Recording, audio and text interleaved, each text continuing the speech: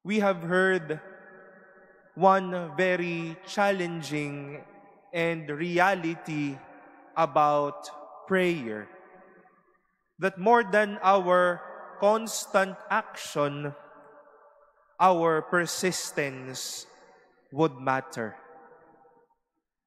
But to persist alone is not enough, or to persist alone is draining.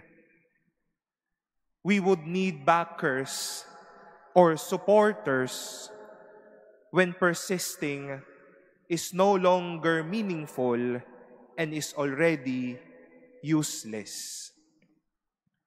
Naalala ko po sa seminaryo, kapag may request kaming isang bagay para sa aming seminary formator, may isa po kaming alay na magpapaalam. Makaisang beses o madaming beses. Pero ang kagandahan po, may mga kaklase po kaming nag-aantay sa labas ng opisina. Hihintayin kung ano ang pasya ng aming seminary formator. Lalo na doon sa nagpaalam, kung pinayagan ba, kung sinabing wag muna o sinabing wag na lang. Ang importante, mayroong mga taong nasa labas at naghihintay. To persist alone can be tiring. That is why we would need someone, somebody, to encourage and inspire us.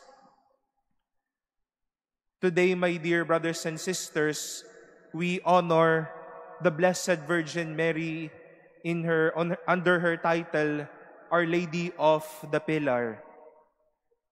If there is one notable experience of the Blessed Mother or action the Blessed Mother did to Saint James during that apparition, she presented herself to James as someone encouraging James, someone inspiring James. Because James, the apostle, saw how fruitless and senseless was his mission.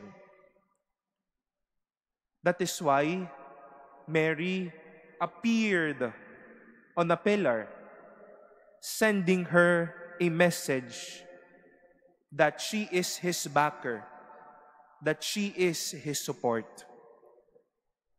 She is there to encourage and to inspire James to pursue mission, to pray hard, and to be a man of God. When persistence seems to be meaningless, let Mama Mary encourage us and empower us to hope and to pray. Tao po tayo. Marahil dadating sa punto na pagod na tayong humiling at dasalin ang mga paulit-ulit na panalangin na sinasambit natin. But we do not pray constantly and with persistence alone. Left to ourselves, we may grow tired and weary. Baka kahit pananalangin, kasawaan na natin. But with someone by our side, even in helping oneself lift up to God, that can be a love language itself. Malaking bagay, lalo't higit ngayon, ang sabihan ng katabi mo, ang kaibigan mo, o kung sino man, I promise to pray for you. Baka ikaw na din yung suporta na kinakailangan niya.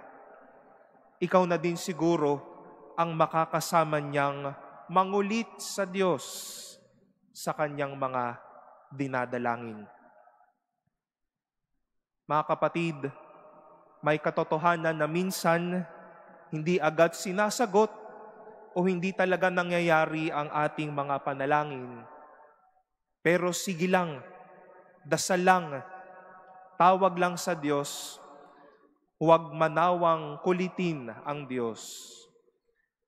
And from the mere and small experience of us persisting, people supporting us as we pray constantly and with persistence, we may on our end find ourselves in the end, God blessing all of us.